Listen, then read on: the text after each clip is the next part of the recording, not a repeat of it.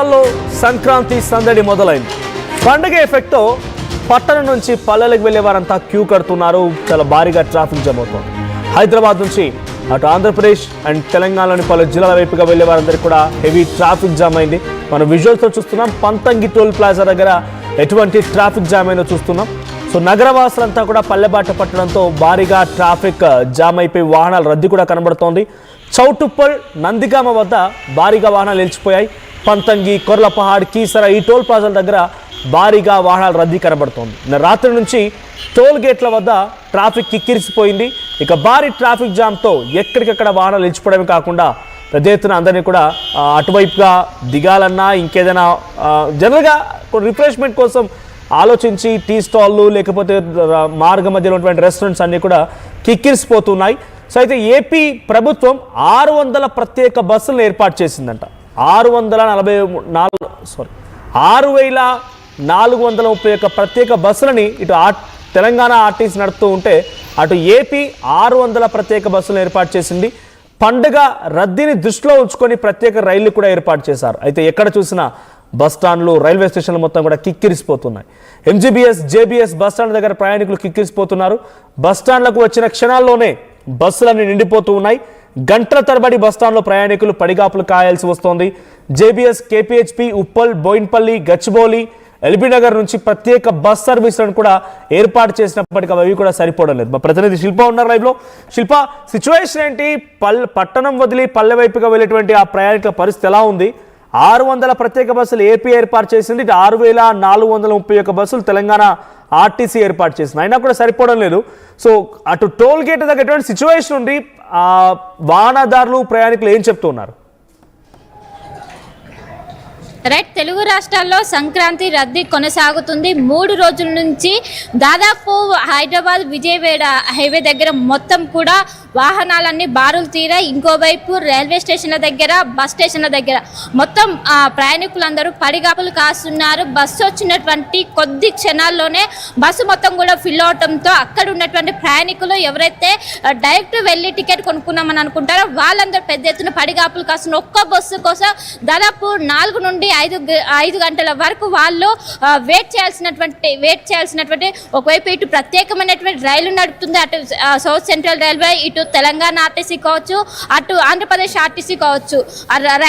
బస్సులను కూడా ప్రత్యేకంగా నడుపుతున్నప్పటికీ బస్సెస్ అందరూ కూడా దాదాపు ఎక్కువగా ఇటు హైదరాబాద్లో ఏపీ సెటిలర్స్ ఎక్కువగా ఉండడంతో అందరూ కూడా పయనమే. దాదాపు 40% వరకు సిటీ మొత్తం కూడా ఖాళీ అయిందని చెప్పుకోవచ్చు. ఎక్కడ చూసినా ప్రస్తుతం జేబీఎస్ చూసినా, ఎంజీబీఎస్ చూసినా, నాంపల్లి స్టేషన్ చూసినా, ఇంకోవైపు కాచిగూడ స్టేషన్ చూసినా కూడా మొత్తం కూడా ప్రయాణికులతో కిక్కిరిసిపోయే ఇసుకేసే రానటువంటి జనం ఉన్నారు. ఎక్కడికక్కడ చిన్న పిల్లలతో సహా వచ్చి అక్కడ బస్సు కోసం కావచ్చు, ట్రైన్ కోసం పడిగాపులు కాస్తున్నారు. ఇంకోవైపు హైదరాబాద్ విజయవాడ హైవే అనేది గత 3 రోజుల నుంచి కూడా ఒకవైపు పార్కింగ్ లో వెహికల్స్ పెట్టినట్టు కూడా మొత్తం కూడా క్యూలో ఉన్న చీమల దండులాగా ప్రస్తుతం అక్కడ సినారియో అయితే కనిపిస్తున్నది.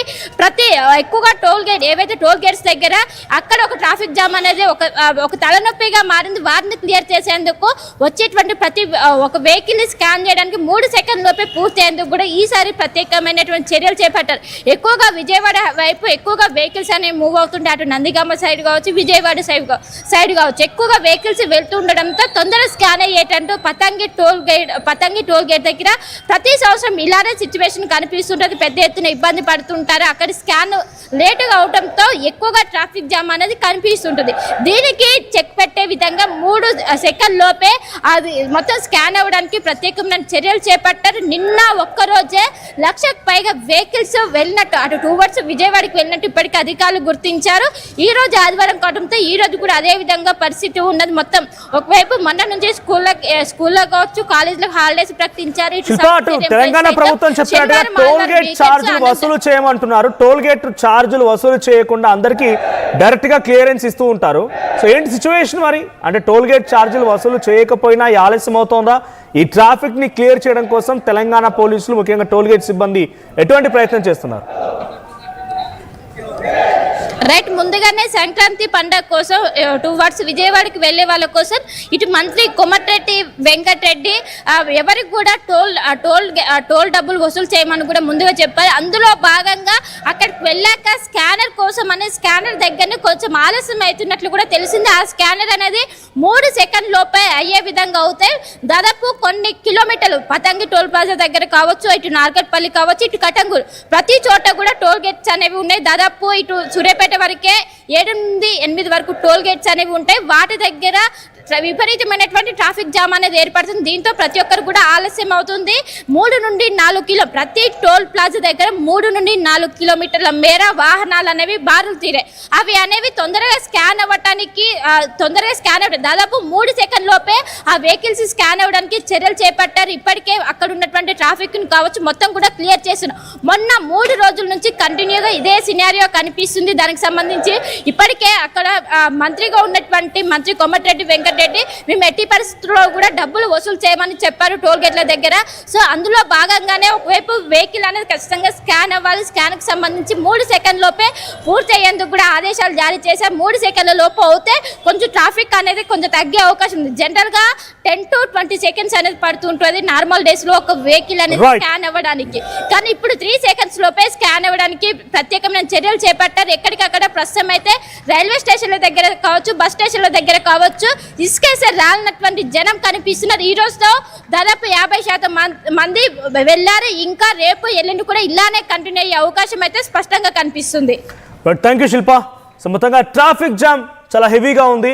మీరు ఎవరైనా ఇప్పుడు అటువైపుగా వెళ్ళాలనుకుంటే with in the city and city దాటిన తర్వాత కూడా ట్రాఫిక్ హెవీ జామ్ అయింది.